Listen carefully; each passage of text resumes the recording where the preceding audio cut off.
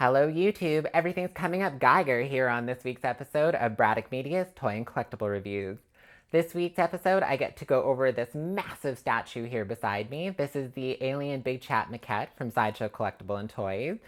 On this episode, we're going to talk about the different quality control issues Sideshow suffered and why this has the most love-hate relationship amongst a lot of alien collectors out there. We're going to cover the box art. We're going to talk about the different artists that collaborated to come up and make this incredible statue and learn a little bit about H.R. Geiger himself. Stay tuned and let's move over to box art. Oh. So I guess we're going to have to do things a little bit differently here on box art this week. I can't properly fit this box in the shot with me. It's so massive. I would have to turn it on its side. You would see about this much of my face. And I mean, really, who wants to block the view here? So instead, we're going to put a picture up, which you can see here beside me. The box art on the statue is really elegant and beautiful. They took the side profile shot of the alien statue and wrapped it from front to back. They also kept the original color scheme from the movie poster Alien, modernized it a little bit with some metallics, but I think they did a smashing job. So now we're going to go over to the different pieces that make up this incredible statue in the breakdown. This week's breakdown is going to be a little bit more in depth. I'm going to go over that love-hate relationship that I mentioned earlier, as well as talk about all the different quality control issues that plague Sideshow as soon as these statues hit people's doorsteps. First off, we're going to get into the pieces. Its base is one solid piece. I have to admit the color scheme is a little bit more Resurrection than it is Alien, but I do love it. I like the reds, I like the silver airbrushing that they put on it, and especially the green hue really goes with it and makes a really nice stand. The tail is another separate piece. All the different vertebrae lead up right to its attachment, which is right in kind of the back side here, where you can see in this picture. Could have done a little bit better of a job kind of connecting there and blending it a little bit more. It's not a magnetic piece, it's actually a metal spoke that goes inside there that it attaches, and it's in there really good. It doesn't come out. The arms are two separate pieces. As you can see in this video here, the detailing on the hands, the detailing in general on this sculpt is incredibly done. They just did a marvelous job on this one. The arms have super strong magnet attachments inside. You really have to actually give them a pretty good pull to get them out of there. Its head is a glass dome, which connects to the full body, which is one solid piece. It has a metal peg that the foot attaches into the stand here.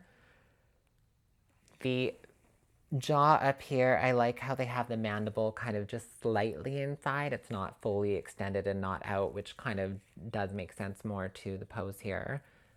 I'm going to do a little bit more of a pan down on this one right now. And while that video is panning, I'm going to take a minute to talk about those quality control issues that I mentioned earlier. It was pretty brutal. This is definitely probably the worst I've seen for a Sideshow statue to date. It, I think, increased the quality control from there on in. I've actually seen a progressive increase from Sideshow with their different statues that I've ordered and that have come in. The brutality of it was like full jaws glued sideways in the wrong way. I don't even know how they got them into the styrofoam boxes.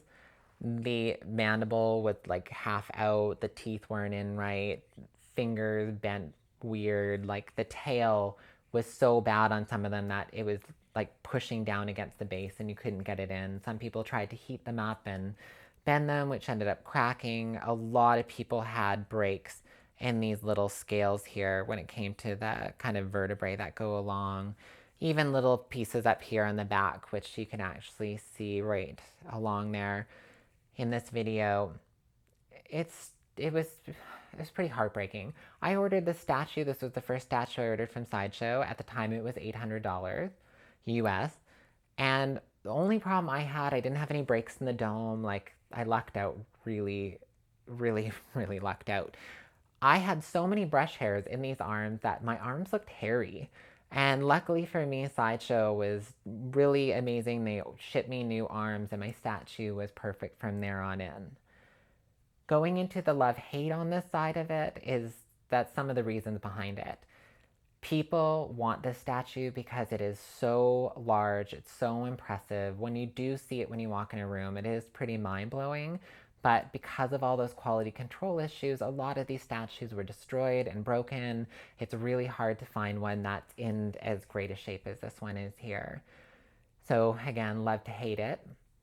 The other part is the pose of this guy.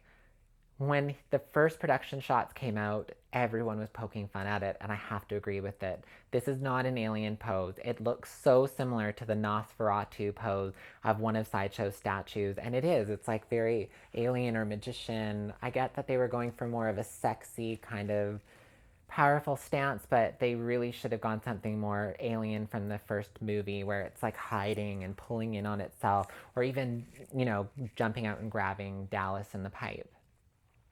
Besides that, though, you can't really find a more impressively sized piece than this. I mean, I look super tiny next to it. I would say if you can get your hands on this, it's worth it for sure.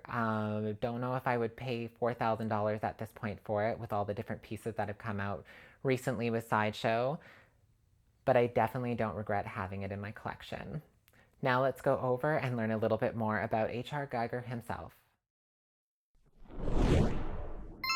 Here are some facts that you might not know about H.R. Giger himself. Following Giger's death in 2014, a plant breeder named Matthew Kalin named a carnivorous species after H.R. Giger himself, due to its spikes and pre-stome teeth. For a truly immersive Giger experience, you might want to head to Switzerland, where you can still go to the 2 bars designed by the artist himself that are still in operation. A lot of people don't know this, but besides using practical materials, Giger also used meat, toy slime, and condoms in creating the 1979 alien suit.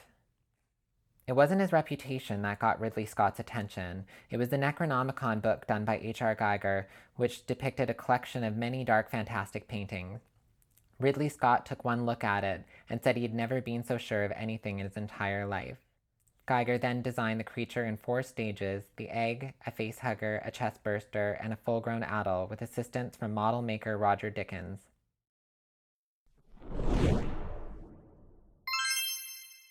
Unfortunately, Sideshow didn't give us a breakdown on who did what on this gigantic 28-inch statue, so here's some of the artists that worked on this piece.